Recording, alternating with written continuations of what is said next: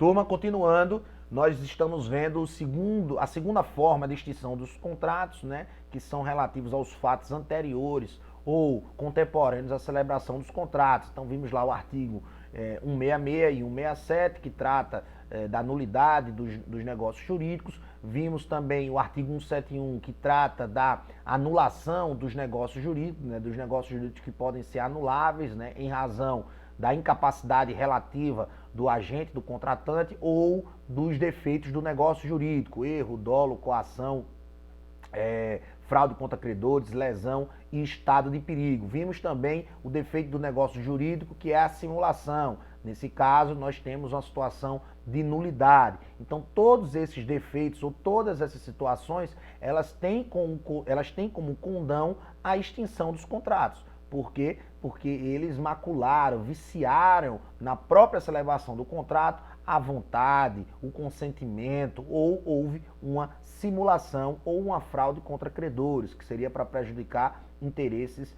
de terceiros. Então, essas são as hipóteses, né, que nós trazemos aqui, que o Código prevê para anulação dos negócios jurídicos. Mas nós temos algumas outras hipóteses também de anulação dos negócios. Então, nós já vimos que para um cônjuge poder fazer alienação dos seus bens imóveis, ele precisa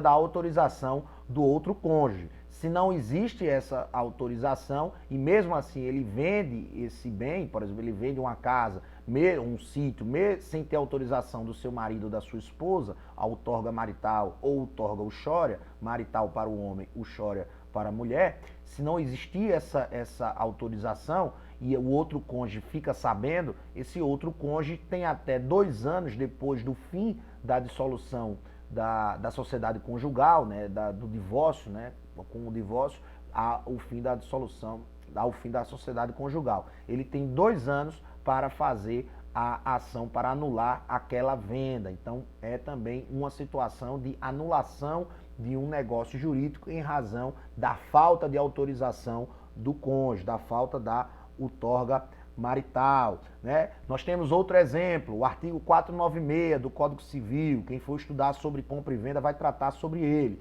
É anulável a venda de ascendentes a descendentes, salvo se os outros descendentes e o cônjuge do alienante expressamente houverem consentido. Então, se também um dos descendentes tiver conhecimento que o ascendente fez a venda para um descendente, pode pleitear a anulação daquele contrato, daquele negócio jurídico. Ou também o cônjuge pode também pleitear a anulação daquele negócio jurídico, tá? E por fim, nós temos, para além da teoria das nulidades, que trata dos contratos nulos e dos contratos anuláveis, a cláusula resolutiva expressa e a cláusula de arrependimento. O que é a cláusula resolutiva expressa? É quando já existe no próprio contrato uma cláusula lá, um artigo lá, dizendo que, em razão do inadimplemento, se não houver o cumprimento de alguma obrigação, aquele contrato está extinto de pleno direito. Então não precisa entrar com ação, não precisa fazer com que a mora do devedor. A cláusula resolutiva expressa, ela serve justamente para, deixou de cumprir qualquer obrigação do contrato, o contrato está extinto e todos os efeitos decorrentes da extinção desse contrato. Então está lá previsto no artigo 474 e 475. A cláusula resolutiva expressa opera de pleno direito. Então, se houver cláusula resolutiva no contrato dizendo que se uma das partes deixar de cumprir uma das obrigações, o contrato está extinto, então essa cláusula ela opera de pleno direito. Deixou de cumprir algumas das obrigações, o contrato está extinto, tá? Já a tácita, né, continuando o artigo 474, a cláusula resolutiva expressa opera de pleno direito. Por que resolutiva? Porque resolve o contrato. A cláusula resolutiva expressa opera de pleno direito. A tácita depende de interpelação judicial. Então, se não houver a previsão do contrato, de resolução do contrato, de extinção do contrato em razão do inadimplemento, é preciso que você ajuize uma ação, coloque em mora o devedor, demonstre que ele não fez o cumprimento das obrigações. Então, essa é a cláusula resolutiva que tem a facilidade de evitar a judicialização, porque ela se opera de pleno direito, tá? O artigo 475, seguinte do 474, estabelece o seguinte: a parte lesada pelo inadimplemento pode pedir a resolução do contrato se não preferir exigir-lhe o cumprimento. Então, veja, apesar da cláusula resolutiva expressa autorizar que aquele contrato seja extinto de forma automática, sem precisar judicializar, a parte que foi lesada pode preferir o seguinte: ó, ao invés de extinguir o contrato, eu quero que você cumpra com as suas obrigações. Eu quero que você cumpra as obrigações que foram previstas. Então, é o princípio da conservação dos negócios jurídicos. Se a parte que foi lesada, que não teve adimplida as obrigações que a outra parte se comprometeu e houver a cláusula resolutiva, ele pode extinguir um contrato de pleno direito, se houver cláusula resolutiva expressa. Isso significa que precisa estar expressamente assentado no contrato. Mas, mesmo que haja a cláusula resolutiva expressa, a parte que se sentiu lesada pode, a despeito da existência da cláusula, dizer: olha, eu não quero extinguir o contrato não, eu quero que você cumpra as obrigações. E aí exigir o cumprimento através de uma ação judicial, né, para que ele cumpra com as suas obrigações. Tá? E a outra cláusula que também tem o condão de extinguir um contrato é a cláusula de arrependimento. Então, se as partes, por exemplo, pactuarem que elas podem se arrepender do contrato, sem precisar justificar ou motivar, é também uma situação de extinção do contrato. Então, eu faço um contrato de compra e venda qualquer com Glauco, só que eu coloco de venda parcelada, por exemplo. Só que eu coloco no contrato, e Glauco aceita, né, e Glauco concorda, uma cláusula de arrependimento, que eu posso me arrepender daquele contrato nos primeiros 6 meses, se eu não quiser continuar com aquele contrato. Então, eu não preciso justificar se eu não quiser mais. Eu posso simplesmente dizer: olha, Glauco, em razão da cláusula de arrependimento, eu estou me arrependendo dessa compra, vou devolver os valores que já foram gastos e você devolve os valores que você já gastou nesse contrato e vamos aqui extinguir o contrato. Então, é a cláusula de arrependimento,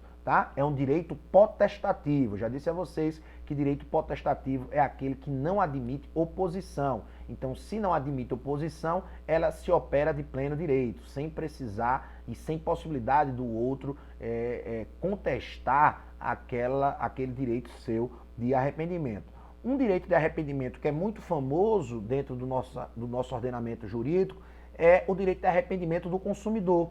O artigo 49 lá do Código de Defesa do Consumidor estabelece que as compras feitas pelo consumidor fora do estabelecimento comercial, aquelas feitas por telefone ou pela internet, né, o consumidor tem 7 dias para se arrepender daquela compra, né? Ele não precisa provar nada, ele simplesmente pode se arrepender, porque o Código de Defesa do Consumidor entende que se o consumidor não teve acesso a visualizar o produto em mãos, ele pode simplesmente se arrepender daquela compra.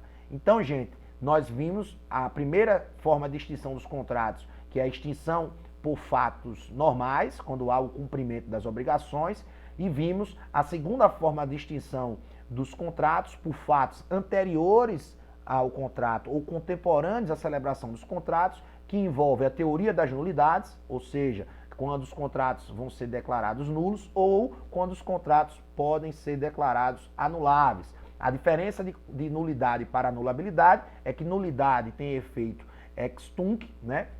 E a anulabilidade depende do caso concreto, para saber se alguns dos efeitos serão preservados. Nulidade não está submetida à prescrição, já a anulabilidade, nós vimos que existe o prazo decadencial de 4 anos para os defeitos do negócio jurídico, erro, dolo, coação. E existem outras hipóteses de anulação dos negócios jurídicos, como a ausência da outorga marital, que o prazo aí prescricional é de 2 anos após o fim do matrimônio, após o fim do casamento ou da sociedade conjugal. Vimos também a possibilidade de anulação de um negócio jurídico ou de um contrato em razão da venda de um ascendente para o descendente sem autorização dos demais descendentes e do cônjuge do vendedor, do alienante.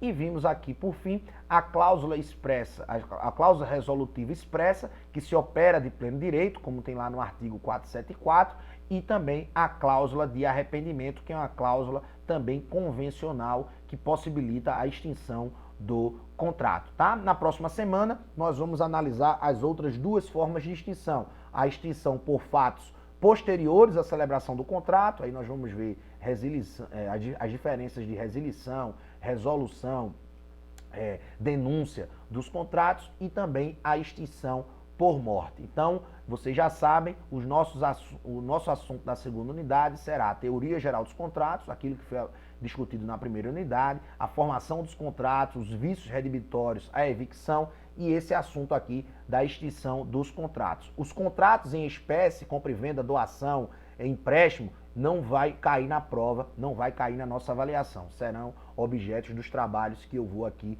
também explicar e passar para vocês, tá bom? Então, boa noite e até a próxima semana. Qualquer dúvida, coloquem aí no grupo, falem comigo no particular, eu estou sempre à disposição de vocês. Estudem pelo livro, leiam o livro, vejam os slides, leiam o código, não se acomodem em ler apenas aquilo que está aqui dito no slide ou apenas aquilo que está sendo reproduzido aqui no vídeo, tá bom? Beijo a todos, fiquem com Deus.